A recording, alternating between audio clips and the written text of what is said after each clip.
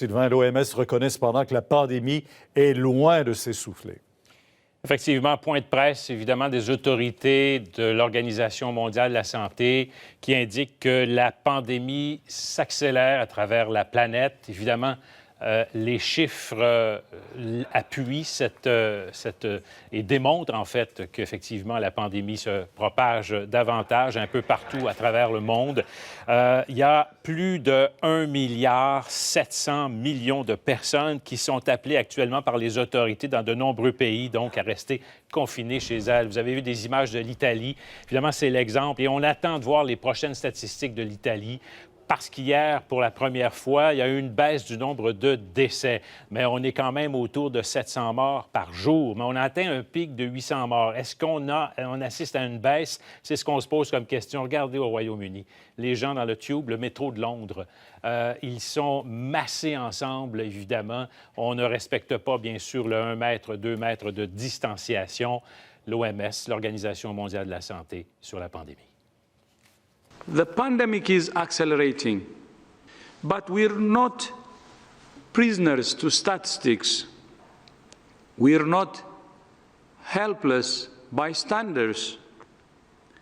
We can change the trajectory of this pandemic. Et aux États-Unis, les messages sont souvent contradictoires. Oui, tout à fait. Et il ne semble pas d'ailleurs se rendre aux personnes. Encore une fois, sur certaines plages aux États-Unis, il y a des masses de personnes. On a vu la semaine dernière avec le Spring Break ces images de jeunes qui se foutaient carrément du coronavirus. Et encore une fois, on se retrouve avec des situations comme celle-là.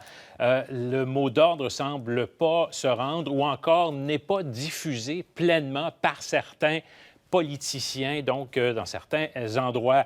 Ce n'est pas le cas, évidemment, à New York. Le maire de Blasio, qui, lui, appelle à généraliser à l'ensemble du pays les mesures de confinement adoptées par son État, notamment l'État de New York. Mais manifestement, le président des États-Unis, Donald Trump, ne le voit pas de cette façon, considère qu'il faut évidemment maintenir une certaine distance, mais croit que ce serait, en fait, contraire à la volonté des États-Unis de ne pas faire écrouler l'économie. Je termine en vous montrant ce qu'il a écrit sur le réseau Twitter aujourd'hui un peu plus tôt. On ne peut pas donc laisser le remède être pire que le mal lui-même, donc faisant référence au fait d'adopter des mesures de confinement à l'ensemble du pays. Merci. Il y a toujours...